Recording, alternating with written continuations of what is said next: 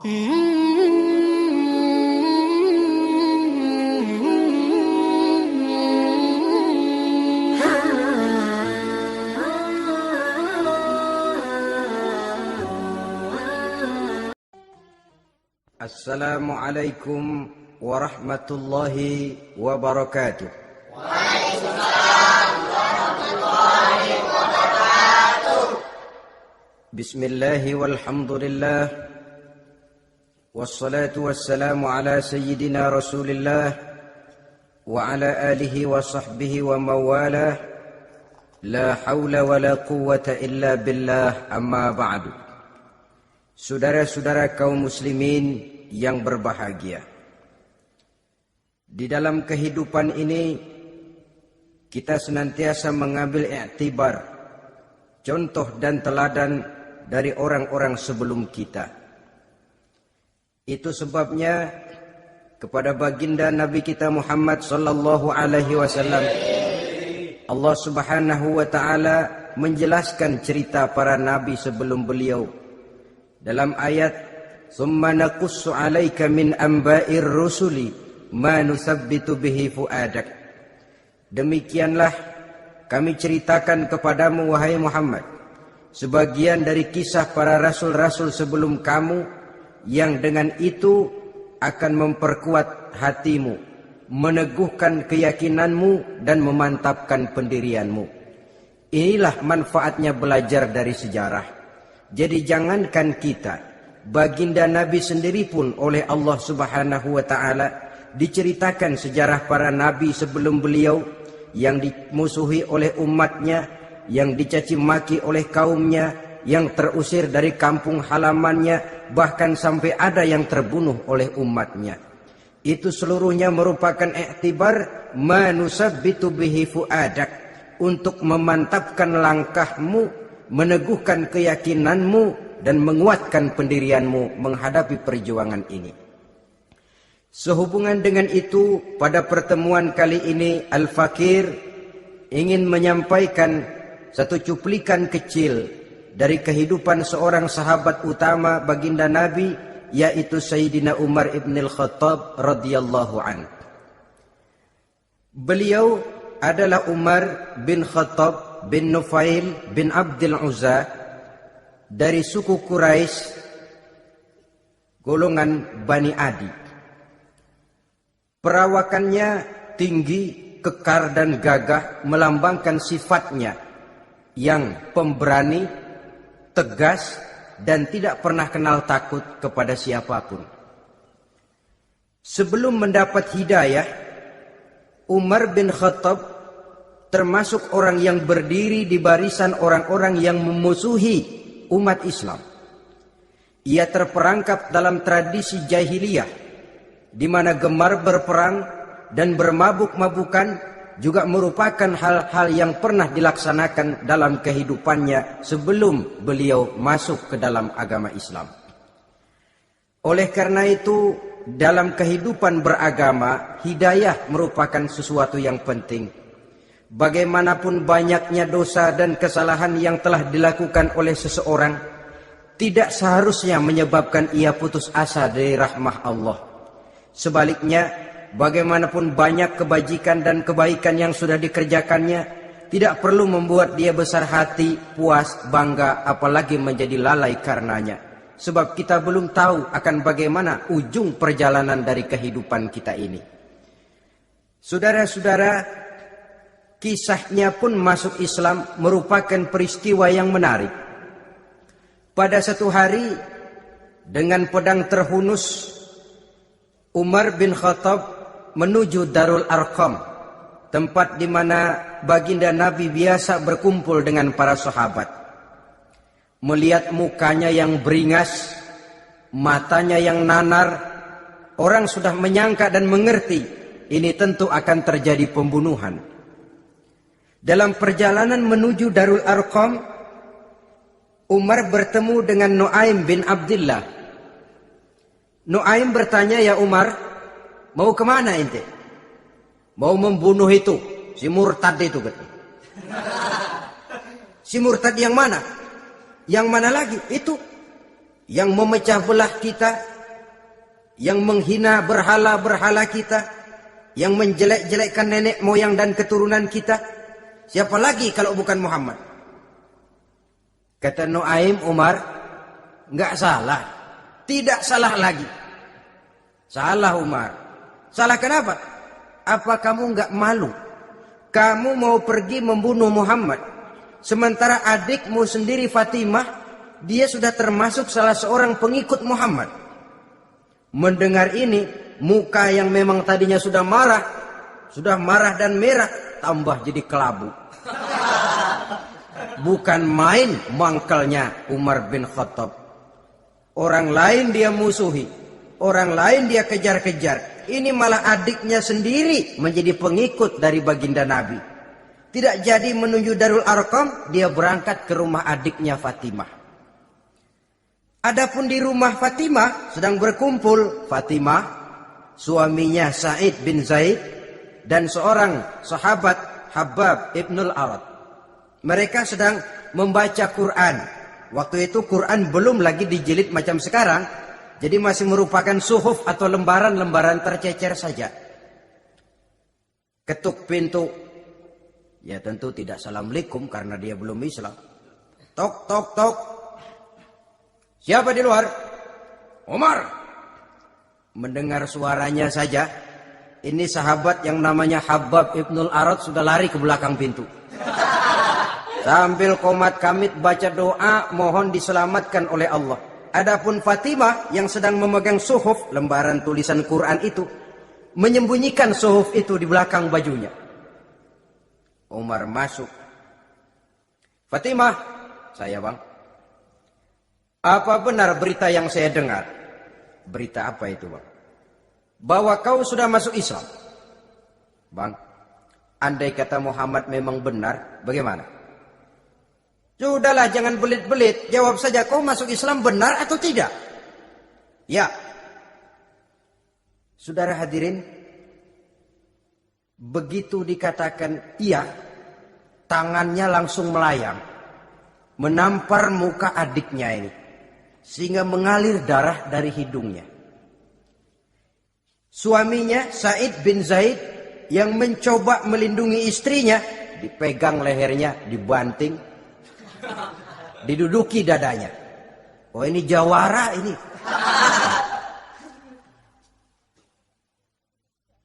Namun pada saat sedemikian, suara kebenaran terpantul dari mulut Fatimah, adik dari Umar bin Khattab ini. Umar, apakah engkau memukul orang yang bersaksi bahwa tidak ada Tuhan melainkan Allah dan Muhammad Rasulullah? Apakah engkau menganiaya seseorang yang terpanggil untuk mengikuti kebenaran? Manusia macam apa engkau Umar? Saudara, memang dia orang keras, tapi hatinya mudah menerima kebenaran. Sehingga mendengar kalimat adiknya ini tercenung dia sejenak, melongok, bengong kata anak sekarang. Ini kalau tidak karena keyakinan yang mantap, tidak mungkin orang ini, anak adik saya ini bicara macam begini. Umar, mengapa engkau memukul orang yang bersaksi bahwa tidak ada Tuhan melainkan Allah dan Muhammad Rasulullah? Mengapa engkau pukul orang yang mengikuti kebenaran, menerima hidayah dari Allah? Begitu yakin dan mantapnya, walaupun di tengah satu hal yang sangat menakutkan. Siapa yang tidak takut orang Quraisy berhadapan dengan Umar bin Khattab yang dikenal sebagai singa padang pasir pada waktu itu? Malahan dia termasuk salah seorang jagoan. Di tradisi masyarakat jahiliyah itu ada satu pasar yang namanya pasar Ukaz. Tiap tahun di pasar itu diadakan pesta. Pertama pertandingan syair. Jadi penyair waktu itu jadi kebanggaan. Syair-syair yang menang itu digantung di dinding Ka'bah. Jadi setiap suku akan bangga kalau mempunyai ahli syair yang hebat. Nah, lalu diadakan juga lah perlombaan balap kuda, memanah, termasuk gulat. Lah Umar ini tiap kali pertarungan mesti menang. Belum pernah ada yang berhasil mengalahkan dia. Jawara. Saudara-saudara, mendengar adiknya begitu mantap hatinya, apalagi ketika adiknya berkata begitu, suhuf lembaran yang disembunyikan di belakang bajunya tersembul. Apa yang kau sembunyikan di balik bajumu itu? Suhuf. Apa suhuf itu? Lembaran Al-Quran. Coba saya lihat. Enggak boleh. Kenapa? Kamu kotor. Orang kotor tidak boleh megang Quran. Saya mau lihat. Enggak boleh. Kalau kamu mau lihat, mandi dulu. Diturutinya permintaan adiknya itu. Lalu diambilnya suhuf tadi. Dia baca. Kebetulan ayat yang dibacanya ayat pertama dari surah Toha yang berlanjut dengan ayat 14 pada surah yang sama. Dia baca, Bismillahirrahmanirrahim. Toha ma anzalna ilaikal Qur'ana litasqa illa tazkiratan liman yakhsha. Toha, tidaklah aku turunkan Al-Quran ini untuk bikin sukar manusia, melainkan merupakan pengingat bagi orang-orang yang takut kepada Allah. Lalu pada ayat ke-14, Innani anallahu la ilaha illa ana fa'budni. Sesungguhnya akulah Allah, tidak ada Tuhan melainkan aku, maka hendaknya hanya kepadakulah kamu menyembah. Wa aqimis sholata li dzikri, dirikanlah salat untuk mengingat aku. Innas sa'ata atiyatun akadu ukhfiha litujza kullu nafsin ma tas'a. Sesungguhnya kiamat itu pasti akan datang, yang sengaja waktunya kami tidak beritahukan kepada kamu semua, untuk kami balas segala setiap orang tentang apa saja yang telah mereka lakukan dalam kehidupan di dunia ini. Setelah membaca ayat ini, gemetar tangannya. Ini sih nggak main-main ini. Ini belum pernah saya baca ajaran semacam ini. Tidak patut orang yang mempunyai kitab suci semacam ini dimusuhi. Ini sesuatu yang benar, tergetar jiwanya. Hei Fatimah, Muhammad di mana Muhammad? Saya tidak akan memberitahu kepada kamu. Di mana? Saya tidak akan memberitahu. Lebih baik kau bunuh saya kalau memang maksudmu mau mencelakakan Muhammad. Sama sekali saya tidak akan mencelakakan dia, Fatimah. Kasih tahu saja, di mana dia? Darul Arqam. Bergegas dia menuju Darul Arqam. Di dalam Nabi memang sedang kumpul dengan para sahabat. Termasuk ada Sayyidina Hamzah yang juga terkenal jawara juga. Ketuk pintu. Ketuk pintu. Siapa di luar? Umar. Di dalam ini geger sebagian sahabat. Umar datang ini pasti bencana. Umar datang, wah, kalau istilah kampung, kerok dan urusan. Tapi baginda Nabi menenangkan mereka. Tenang, mudah-mudahan ada hikmahnya. Sayyidina Hamzah tampil, bukakan dia pintu. Kalau niatnya baik, kita terima. Kalau niatnya tidak baik, saya paling depan. Dibukakan pintu. Begitu dibukakan pintu, Umar masuk merangkul baginda Nabi. Kemudian dengan tersendat, Asyhadu an la ilaha illallah wa asyhadu annaka ya Muhammad Rasulullah. Saya bersaksi tidak ada Tuhan melainkan Allah, dan saya bersaksi bahwa engkau hai Muhammad adalah utusan Allah. Sahabat takbir semua, Allahu Akbar, Allahu Akbar. Kegembiraan meliputi suasana ketika itu. Kenapa? Karena sebelumnya dikala Umar belum masuk Islam, dia merupakan ganjalan yang paling dikhawatirkan oleh umat Islam. Setelah dia masuk Islam, jelas merupakan satu keuntungan yang sangat besar. Dan dia tertarik kepada Islam bukan karena bujuk rayu orang, tidak karena diberikan harta, tidak karena diiming-iming oleh kedudukan tinggi, tapi karena kebenaran, hidayah menembus hatinya melalui wasilah ayat dalam surah Toha yang dibacanya melalui suhuf yang dipegang oleh adiknya tadi. Sejak saat itu berubah 180 derajat Umar bin Khattab radhiyallahu anhu. Tetapi tetap dengan sifatnya keras, tegas, dan tidak pernah kenal takut kepada siapapun. Cuma kalau sebelum Islam, dia kerasnya kepada Islam. Setelah dia masuk Islam, muter arah. Kepada siapapun yang memusuhi Islam, dia bersikap keras, tegas, dan tidak pernah kenal takut. Bahkan setelah beliau masuk Islam, satu hari ketika di Darul Arqam kumpul-kumpul, waktu itu Nabi belum berdakwah secara terbuka karena pengikut masih sedikit. Sayyidina Umar usul, "Ya Rasul, ada apa Umar? Alasna 'alal haq fi mamatina wa mahyana?" Ya Rasul, bukankah kita ini berdiri di atas sesuatu yang benar? Bukankah mati kita, hidup kita untuk melaksanakan sesuatu yang benar? Bala ya Umar, betul Umar. Wallazi nafsi biyadih, innakum la'alal haq in muttum wa in hiyitum. Demi Allah Umar, kata Nabi, sesungguhnya kamu dan kita semua berdiri di atas kebenaran, hidup ataupun mati.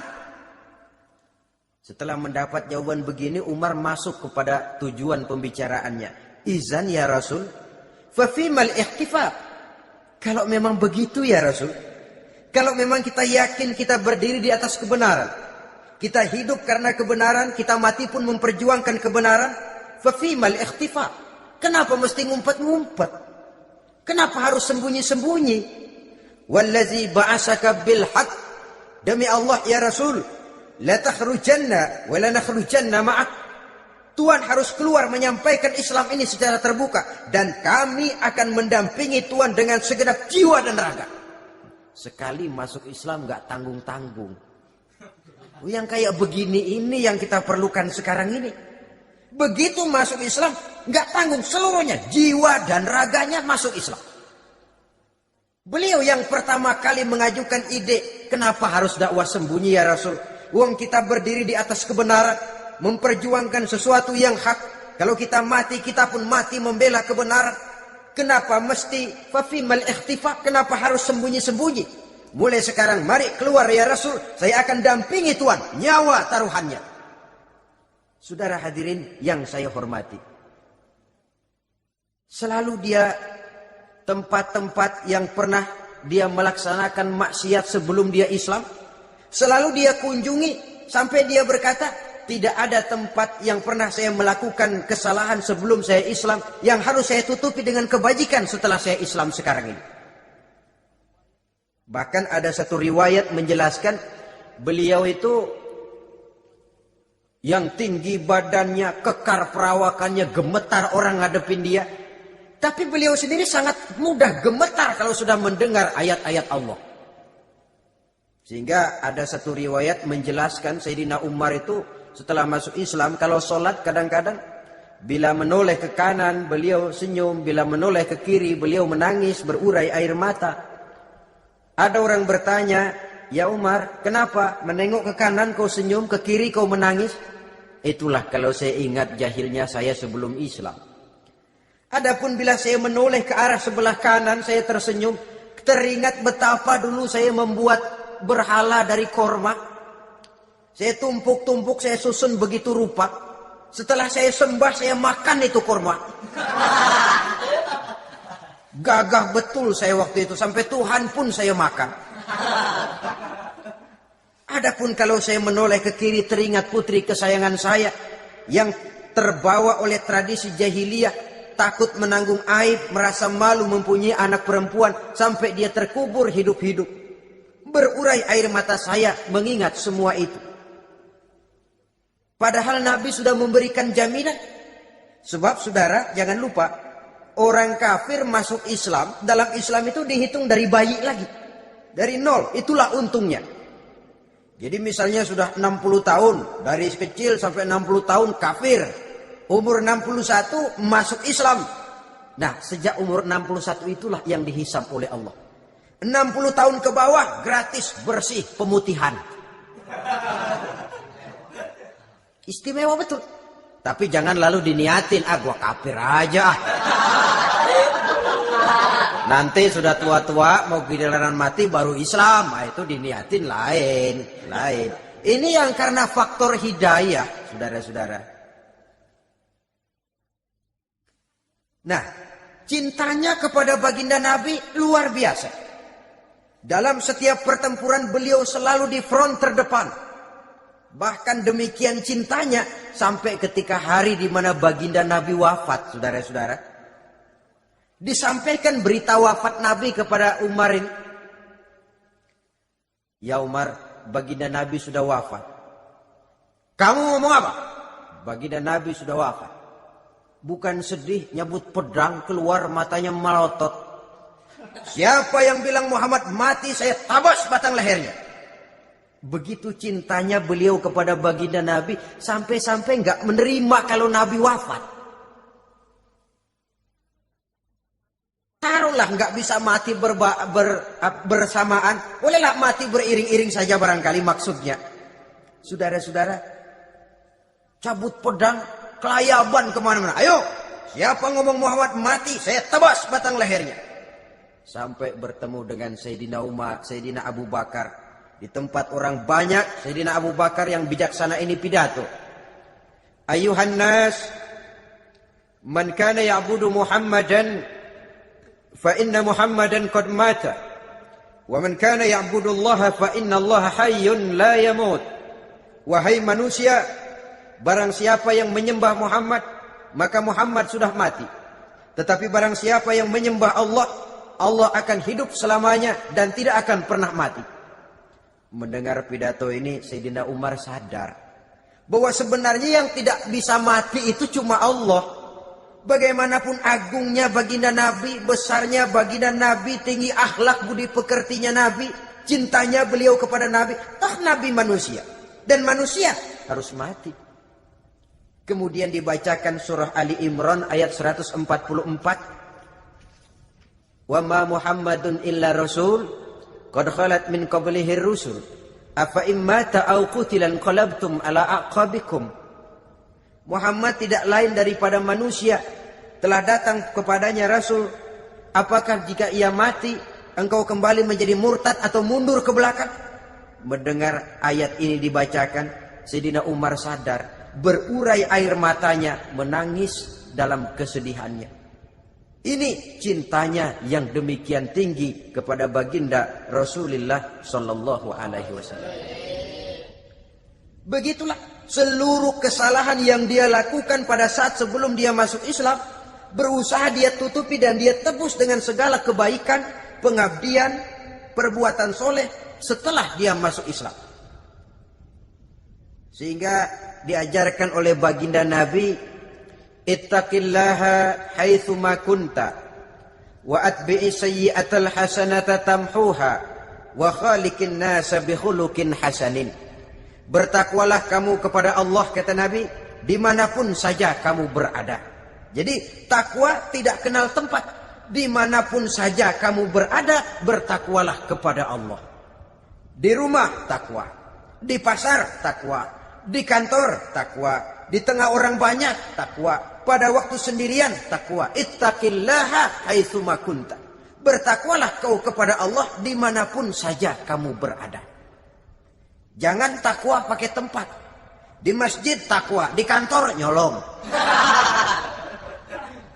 Itu tidak haitsu ma kunta yang diajarkan oleh Nabi. Dimanapun kamu berada, bertakwalah kepada Allah. Wa atbi'i sayyi'atal hasanah tamhuha. Dan iringi perbuatanmu yang salah dengan kebaikan. Jadi kalau satu saat terselip kita berbuat salah, cepat iringi dengan kebaikan. Tamhuha, dengan harapan kebaikan yang kita kerjakan akan menutupi dosa yang terselip kita lakukan. Amin. Ngomongin orang, astagfirullahaladzim, banyak istighfar. Istighfarnya mudah-mudahan bisa nutupin dosa karena ngomongin orang. Tapi jangan lalu tambal sulam, ngomongin orang istighfar, terus ngomongin lagi istighfar lagi.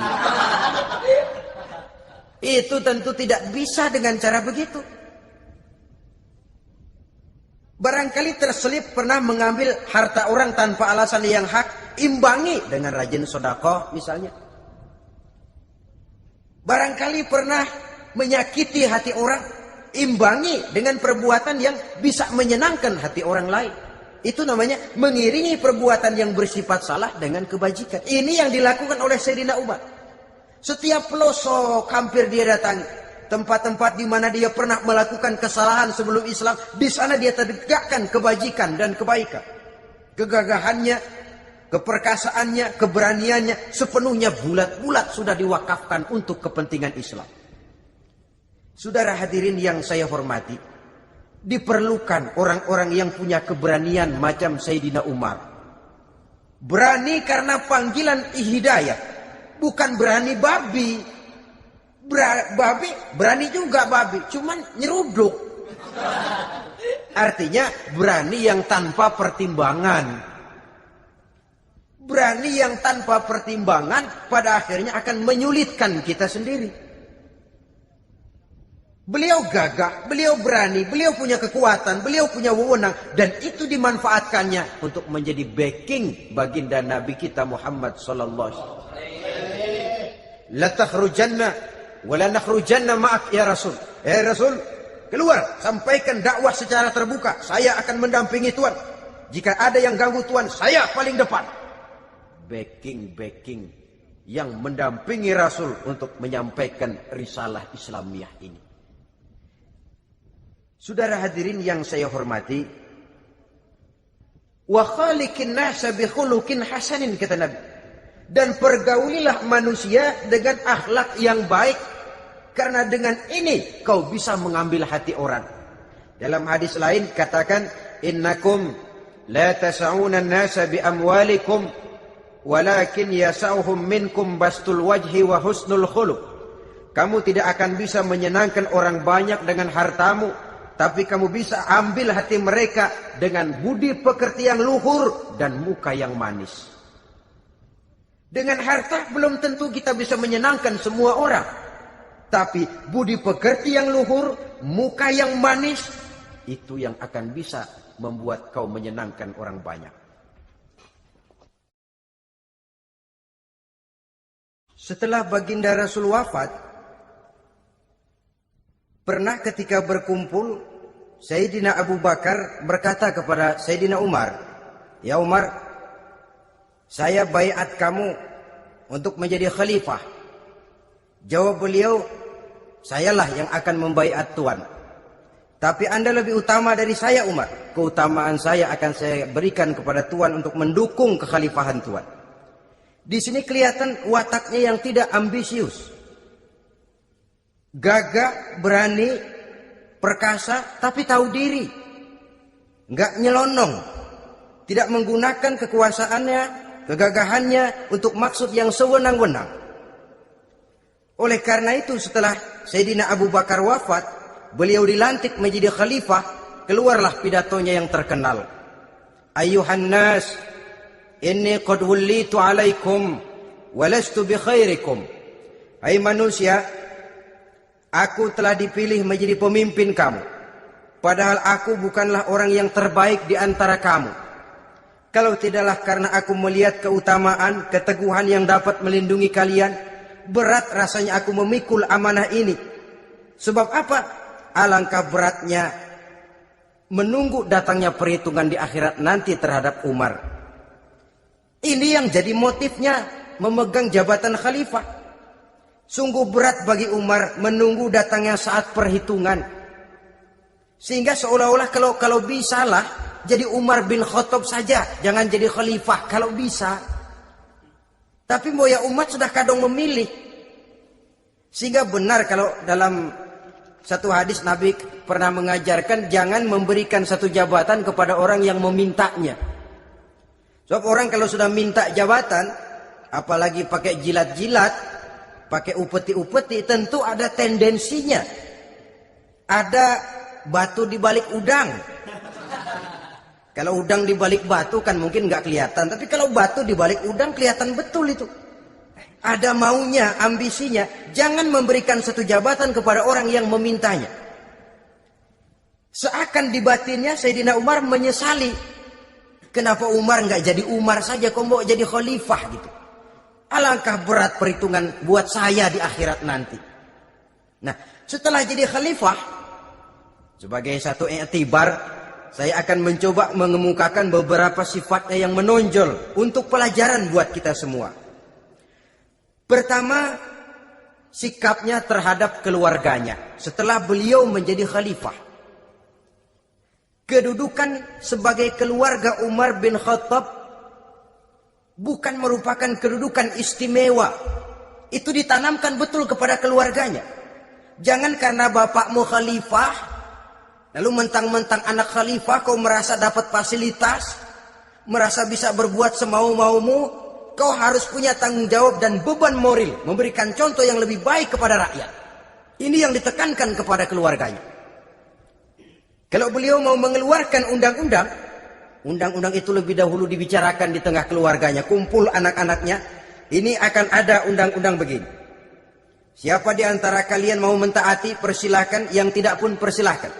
Tapi saya ingatkan, kalau ada dari keluarga Umar yang melanggar peraturan yang saya keluarkan ini, saya akan menghukumnya 2 kali lipat karena dia keluarga saya. Menghukumnya 2 kali lipat karena dia keluarga saya. Jadi bukan mentang-mentang anak babe, lalu kebal hukum. Tidak. Siapa yang di antara kalian melanggar peraturan ini, akan aku kenakan hukuman 2 kali lipat karena dia keluargaku. Nah, saudara hadirin yang saya hormati, lalu berwibawa, dijaga betul keluarganya. Suatu hari beliau datang ke rumah putranya Abdullah bin Umar. Ketika masuk dilihatnya Abdullah bin Umar sedang makan daging. Makan daging. Merah muka Umar. Mentang-mentang anak khalifah ya. Mentang-mentang anak Amirul Mukminin ya, kamu makan daging. Lihat tuh rakyat kita masih banyak yang kelaparan, makan daging, makan roti keras. Padahal itu halal. Sesuatu yang diperoleh dengan usahanya sendiri. Tetapi begitu hati-hatinya Umar untuk menjaga pandangan orang. Keluarga khalifah merupakan beban moral sebab akan dijadikan contoh oleh rakyatnya. Mentang-mentang anak khalifah ya makan daging. Lihat tuh rakyat, roti keras digarotin. Lain saat beliau pergi ke satu pasar. Di situ dilihat ada sapi gemuk-gemuk. Tempat lain sapinya kurus-kurus. Tanya, ini yang gemuk-gemuk sapi siapa? Sapi Abdullah bin Umar. Sapi anaknya. Panggil Abdullah bin Umar, suruh sini. Datang anaknya. Abdullah bin Umar, bagaimana ceritanya sampai ini? Begini, Bapak. Dahulu itu dengan uang saya beli sapi kurus-kurus. Lalu saya rawat. Saya berikan upah orang untuk merawat sapi-sapi itu. Sampai sekarang dia menjadi gemuk. Akan saya jual dan keuntungannya tentu sesuatu yang halal. Subhanallah, kata Umar. Kau ini anak Amirul Mukminin. Jual sapimu. Ambil modalnya, untungnya, masukkan baitul mal untuk urus kepentingan orang Islam. Dia nggak mau anaknya terlibat bisnis, ndompleng kekuasaan ayahnya. Karena mentang-mentang anak khalifah lalu segala macam bisnis lancar. Orang takut karena apa? Anak babe. Ada lagi. Pada waktu pembagian harta ghanimah, putri beliau yang namanya Hafsah, ini adalah istri baginda Nabi, meminta bagian. Kaum kerabat ayah, ini kerabat khalifah. Kitalah dulu kerabat. Kalau kau kerabatku, maka jatahmu nanti dari ayahmu. Harta ini masih lebih banyak dibutuhkan oleh orang-orang Islam. Nanti belakangan kalau ada sisanya. Belakangan kalau ada sisanya. La haula wala quwata illa billah.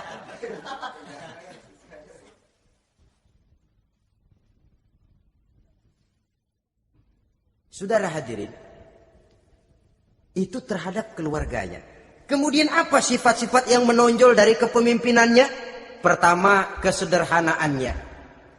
Beliaulah satu-satunya khalifah, Amirul Mukminin, setingkat presiden kalau sekarang, yang punya jubah cuma 2 dan 1 pun punya anaknya. Tambelan lagi.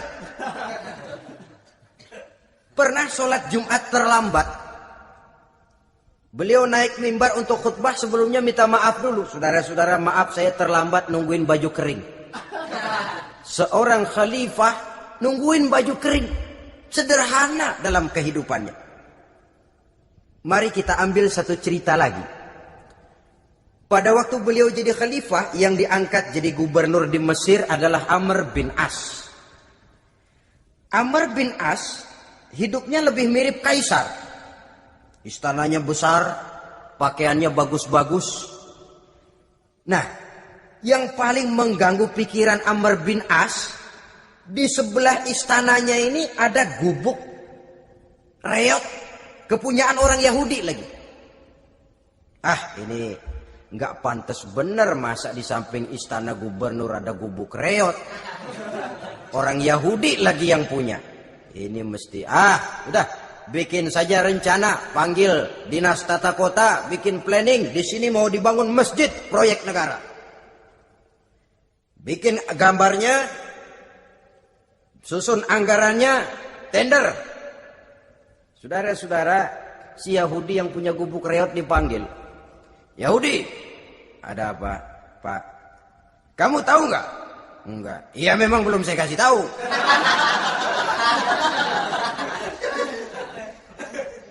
Ada apa, Pak? Itu kamu punya gubuk. Tahu? Kena proyek. Proyek apa, Pak? Kami mau bangun masjid besar di situ. Dan tidak sesuai ada gubuk reot di samping tempat gubernur. Jadi maksud Bapak, gubukmu, tanah-tanahnya mau saya bebaskan. Saya beli. Enggak mau, Pak. Saya enggak mau jual. Saya bayar 2 kali lipat. Enggak mau. 3 kali lipat. 6 kali lipat juga enggak mau, Pak. Saya dari muda peres keringat banting tulang cuma segitu-gitunya, Pak, tempat saya tinggal. Gubuk reot sama tanahnya sedikit. Makmur saya, Pak, cuma rumah sama sumur.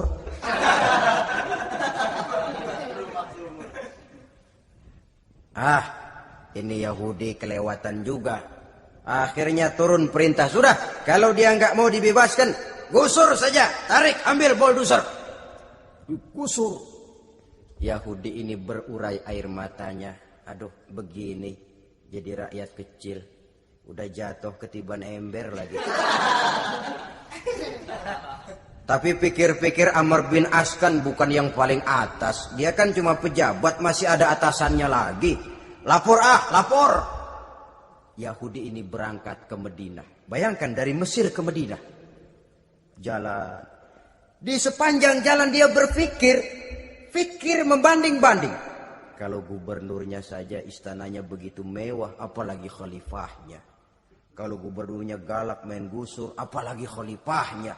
Dan saya bukan orang Islam, apa dia lemin ngadu? Apa dapat tanggapan? Berangkat dia sambil harap-harap cemas. Sampai di pintu kota Madinah, dia temui orang lagi tidur di bawah pohon korma. Selamat siang, Pak. Ada apa? Pak. Apa? Mau lapor. Lapor apa? Bapak tahu Khalifah Umar bin Khattab? Tahu. Istananya di mana, Pak? Istananya di atas lumpur. Di atas lumpur. Di atas lumpur. Pengawalnya banyak, Pak. Banyak. Siapa, Pak? Yatim piatu, janda-janda tua, orang-orang miskin, orang-orang lemah. Itu pengawalnya. Pakaian kebesarannya apa sutra apa, Pak? Pakaian kebesarannya malu dan takwa. Saya nggak ngerti, Pak. Itulah Umar bin Khattab. Lalu orangnya sekarang di mana, Pak? Di depan ente. Rupanya yang dia tanya itulah orangnya. Gemeter Yahudi ini. Keringat bercucuran. Coba, istananya di atas lumpur. Sebab beliau berprinsip, bagaimana saya bisa menghayati nasib rakyat kalau saya tidak merasakan apa yang mereka rasakan? Bagaimana saya nggak bisa tahu sakitnya lapar kalau saya belum pernah kelaparan? Itu prinsipnya. Istananya di atas lumpur. Para pengawalnya yatim piatu, janda-janda tua, orang-orang miskin, orang-orang lemah dan tidak mampu. Dan pakaian kebesarannya malu dan takwa. Kamu dari mana? Dari Mesir, Pak. Ada apa? Mau laporan gubernur Bapak di Mesir yang namanya Amr bin As. Kenapa? Main gusur aja, Pak. Ceritanya, Iya, dia mau bangun masjid. Kebetulan di areal itu saya punya tanah sama gubuk segitu-gitunya.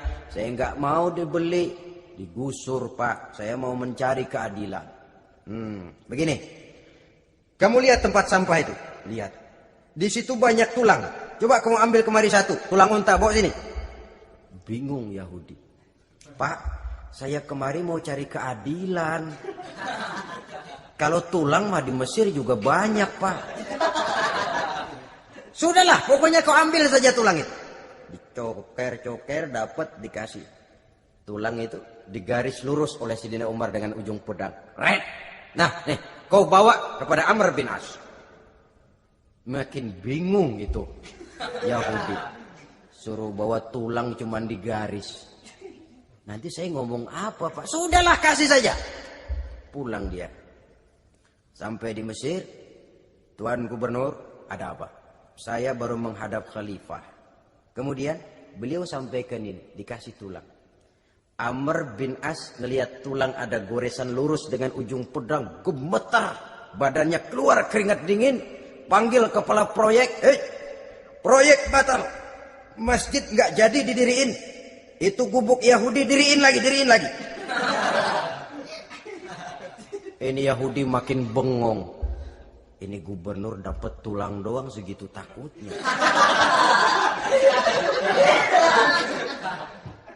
Ada apa sebenarnya Tuan Gubernur? Kamu tahu, ini nasihat pahit buat saya dari Amirul Mukminin Umar bin Khattab. Seolah-olah beliau bilang, "Hai Amr bin As, jangan mentang-mentang sedang berkuasa ya. Pada satu saat kau akan jadi tulang-tulang kayak begini. Maka mumpung kamu masih hidup dan berkuasa, berlaku lurus dan adillah kamu seperti lurusnya garis di atas tulang ini. Keren. Lurus, adil, jangan bengkok. Sebab kalau kamu bengkok, nanti aku yang luruskan pakai pedangku." Siapa yang nggak ngeper digituin?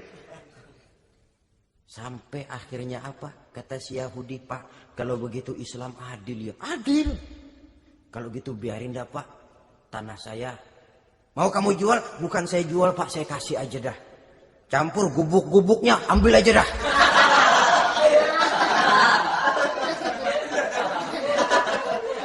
Masuk Islam si Yahudi ini oleh karena keadilan dari Umar bin Khattab. Begitulah kesederhanaan hidupnya. Sampai saudara, yang ironi betul, pernah Utsman bin Affan, Ali bin Abi Thalib, Thalhah dan Zubair kumpul mendengar berita bahwa Sayyidina Umar ini punya hutang. Bayangkan, seorang khalifah untuk melangsungkan hidupnya sampai punya hutang. Padahal Baitul Mal di bawah kekuasaannya. Berunding Utsman, Ali, Thalhah, Zubair. Kalau kita langsung ngomong sama Umar nggak enak dong, dia nggak bakalan terima. Lewat putrinya aja, Hafsah deh. Baik. Hafsah ngomong sama Umar, "Abah, kenapa? Bagaimana kalau honor Abah ditambah, ditingkatkan supaya hutang bisa ketutup?" "Hafsah, saya Abah." "Siapa yang nyuruh kamu ngomong begitu?" "Enggak ada." "Ada. Saya tahu ada ini. Kalau nggak ada kamu nggak mungkin ngomong begitu. Tapi orangnya kalau saya tuntut mereka mungkin nggak mau. Sekarang saya mau tanya Hafsah, kau kan istri Rasul, betul? Nah, saya mau tanya, suamimu makanannya apa? Daging? Bukan.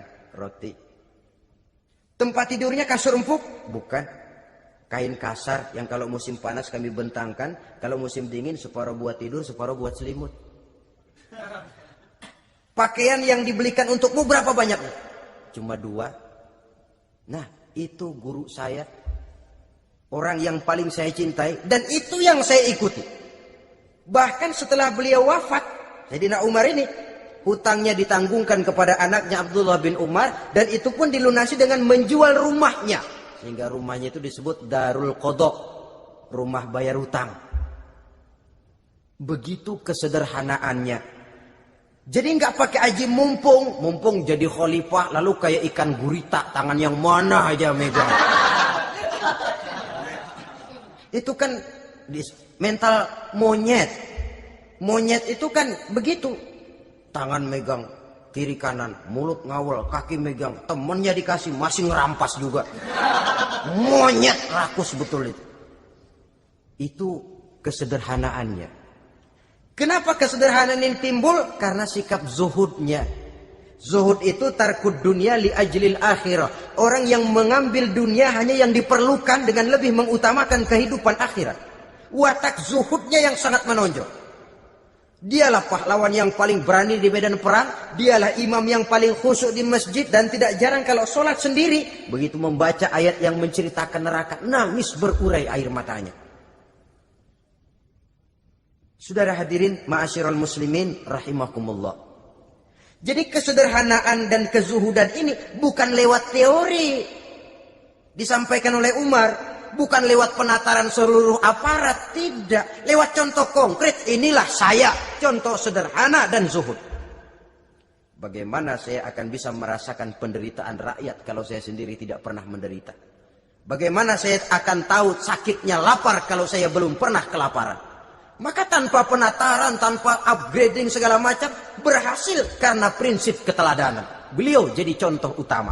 Dan sumber utamanya tentu tidak lain karena contoh dari baginda Nabi besar Muhammad SAW. Dua, sederhana. Yang kedua, zuhud. Yang ketiga, sifat yang menonjol dari kekhalifahannya adalah adil. Kalau sudah bicara soal hukum, dia tidak pernah kenal kompromi. Adalah seorang pemuka Nasrani masuk Islam. Namanya Jabalah bin Aiham. Ketika dia bikin haji, kain ihramnya keinjak orang Arab yang hitam. Baduy. Jengkel.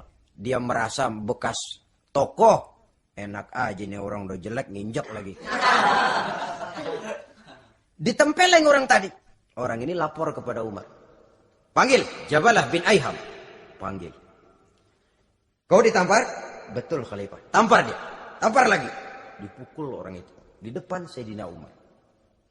Jadi tidak karena kau ini bekas kepala suku, kau ini bekas orang terhormat, lalu ada kebijaksanaan yang tidak bijaksana. Kebijaksanaan yang akhirnya jadi tidak bijaksana. Dan itu memang sudah dimulai dengan memblokir keluarganya. Tidak satu keluarganya pun yang boleh mempunyai perasaan bahwa menjadi keluarga khalifah merupakan fasilitas dan keuntungan. Kau jangan makan di atas punggungku. Kau jangan menikmati fasilitas di atas keringatku. Dan tidak ada keinginan mewariskan jabatan khalifah kepada anak-anaknya. Pernah beliau musyawarah. Saya bingung. Kenapa khalifah? Gubernur Kufah ini sulit nyari orang. Diangkat yang lemah, rakyat ngeluh. Diangkat yang keras, rakyat juga ngeluh. Ada calon khalifah. Kalau ini mah nggak salah lagi nih buat gubernur Kufah. Siapa? Abdullah bin Umar. Anak beliau sendiri. Melotot matanya. Jangan macam-macam kau. Cukup satu orang Umar memegang jabatan ini. Kalau berhasil, kami keluarga Umar sudah merasakannya. Kalau gagal, cukup kegagalan seorang Umar. Tidak berusaha mengorbitkan anaknya. Wah, anak babe diangkat jadi ano. Tidak, malah diblokir. Cari yang lain. Tapi Abdullah bin Umar cukup syarat ya khalifah. Dia orang bertakwa dan soleh. Yang takwa dan soleh bukan cuma anak Umar. Anak orang lain juga banyak yang takwa dan soleh. Itu prinsipnya. Sehingga ketegasannya ini membuat orang jadi sungkan. Dan tidak seorang pun berani kirim-kirim upeti hadiah. Pernah itu ada pejabat dari Azerbaijan kirim makanan. Kue, mending apa? Kue. Gitu dicicipi enak. Enak juga ya kue ini. Enak khalifah. Ini di sana apa makanan rakyat biasa? Bukan. Ini makanan orang-orang VIP. Nah, dibungkus lagi itu kue. Dibungkus. Ontamu mana? Di luar. Ambil, bawa pulang, serahkan lagi kepada gubernur di sana, kasih tahu salam dari Umar bin Khattab. Kenyangkan dulu rakyat dengan makanan seperti ini. Kita belakangan. Jadi kalau rakyat lapar, saya orang pertama yang akan merasakan kelaparan. Tapi kalau rakyat makmur, biarlah saya menjadi orang terakhir yang kenyang.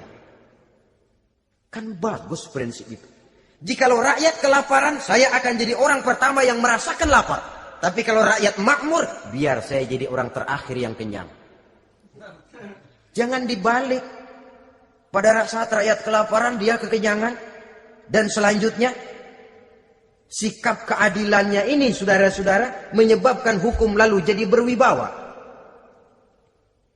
Pernah beliau jalan-jalan di lorong kota Madinah, di tempat yang namanya Harah bersama Aslam. Ada ibu-ibu, anaknya nangis, lapar ma, sabar dikit lagi matang katanya.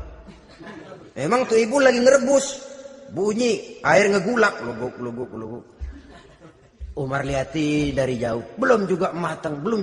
Nih anak dari nangis lapar sampai capek nangis sampai tidur. Anak tidur, Umar samperin, Bu, emang masak apa sih kok nggak bisa matang? Saya nggak masak apa-apa tuan. Itu pating kerubuk apa? Ketika dibuka ya cuma air saja. Subhanallah, ibu sudah ngebohongi anak ibu sendiri. Habis harus bagaimana tuan? Saya sudah nggak punya makanan untuk dimasak. Sementara perut nggak kenal kompromi. Jalan satu-satunya ya terpaksa anak saya bohongi.